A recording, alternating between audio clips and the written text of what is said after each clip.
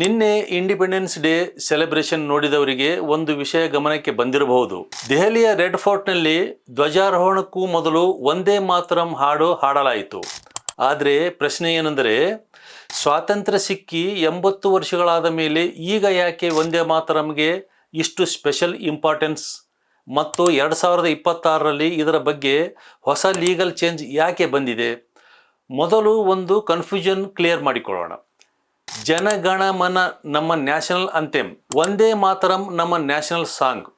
ಹಾಗಾದರೆ national song ಆಗಿರುವ Vande ಮಾತರಂಗೆ national ಅಂಥೆಮ್ನಷ್ಟೇ importance ಯಾಕೆ ಕೊಡಬೇಕು? ಇದರ ಹಿಂದೆ 150 ವರ್ಷಗಳ ಹಿಸ್ಟ್ರಿ ಇದೆ. ವಂದೇ ಮಾತರಂ ಭಾರತದ ಫ್ರೀಡಮ್ ಮೂವ್ಮೆಂಟ್ನಲ್ಲಿ ಕೇವಲ ಒಂದು ಹಾಡಾಗಿರಲಿಲ್ಲ, ಅದು ಬ್ರಿಟಿಷ್ ರೂಲ್ ವಿರುದ್ಧ ಹೋರಾಡುತ್ತಿದ್ದ ಭಾರತೀಯರ ಒಂದು ಪವರ್ಫುಲ್ ಸಿಂಬಲ್ ಆಗಿತ್ತು. ಸ್ವಾತಂತ್ರ್ಯ ನಂತರ 24 ಜನವರಿ 1950ರಂದು ಕಾನ್ಸ್ಟಿಟ್ಯೂಯೆಂಟ್ ಅಸೆಂಬ್ಲಿ ಜನಗಣಮನವನ್ನು ನ್ಯಾಷನಲ್ ಅಂಥೆಮ್ ಎಂದು ಅಂಗೀಕರಿಸಿತು. ಅದೇ ವೇಳೆ ವಂದೇ ಮಾತರಂಗೆ ಕೂಡ ಈಕ್ವಲ್ ಹಾನರ್ ಮತ್ತು ಸ್ಟೇಟಸ್ ನೀಡಲಾಯಿತು. ಆದರೆ ಈಗ 2026ರಲ್ಲಿ ಒಂದು ಮೇಜರ್ ಲೀಗಲ್ ಡೆವಲಪ್ಮೆಂಟ್ ಆಗಿದೆ.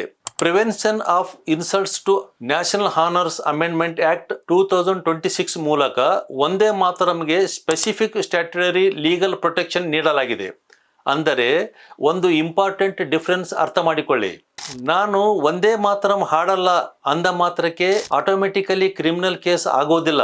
ಆದರೆ ವಂದೇ ಮಾತರಂ ಹಾಡುತ್ತಿರುವಾಗ ಗ್ರೂಪ್ ಅಥವಾ ಅಸೆಂಬ್ಲಿಯನ್ನು ಉದ್ದೇಶಪೂರ್ವಕವಾಗಿ ತಡೆಯುವುದು ಅಥವಾ ಡಿಸ್ಟರ್ಬ್ ಮಾಡುವುದು ಲಾ ಅಡಿಯಲ್ಲಿ ಪನಿಷಬಲ್ ಅಫೆನ್ಸ್ ಆಗಬಹುದು. ಅಂದರೆ ಈ ಲಾ ಫೋರ್ಸ್ಡ್ ಪೆಟ್ರಿಯಾಟಿಸಂ ಬಗ್ಗೆ ಅಲ್ಲ, ಇದು ನ್ಯಾಷನಲ್ ಸಾಂಗ್ಗೆ ಡಿಸ್ರೆಸ್ಪೆಕ್ಟ್ ಅಥವಾ ಇಂಟೆನ್ಷನಲಿ ಡಿಸ್ರಪ್ಷನ್ ಆಗದಂತೆ ಲೀಗಲ್ ಪ್ರೊಟೆಕ್ಷನ್ ನೀಡುವ ಬಗ್ಗೆ. ಇನ್ನೊಂದು ಇಂಟ್ರೆಸ್ಟಿಂಗ್ ಪಾಯಿಂಟ್ ಏನಂದ್ರೆ, 2026ರಲ್ಲಿ ವಂದೇ ಮಾತರಂ ರಚನೆಯಾಗಿ 150 ವರ್ಷಗಳು ಪೂರ್ಣವಾದ ಹಿನ್ನೆಲೆಯಲ್ಲಿ ಇಂಡಿಪೆಂಡೆನ್ಸ್ ಡೇ ಆಚರಣೆಯಲ್ಲೂ ಇದಕ್ಕೆ ವಿಶೇಷ ಪ್ರಾಮಿನೆನ್ಸ್ ನೀಡಲಾಗಿದೆ.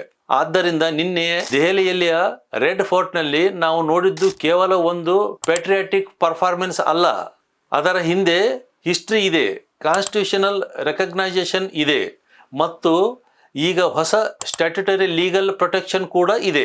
ಲಾನಲ್ಲಿ ಸ್ಮಾಲ್ ಚೇಂಜ್ ಅಂತ ಕಾಣಿಸುವ ಕೆಲವು ಅಮೆಂಡ್ಮೆಂಟ್ಸ್ ನಮ್ಮ ನ್ಯಾಷನಲ್ ಸಿಂಬಲ್ಸ್ಗೆ ಇರುವ ಲೀಗಲ್ ಸ್ಟೇಟಸ್ ಅರ್ಥ ಮಾಡಿಕೊಳ್ಳಲು ತುಂಬಾ ಇಂಪಾರ್ಟೆಂಟ್ ಆಗುತ್ತದೆ. ವಂದೇ ಮಾತರಂ. ಜೈ ಹಿಂದ್.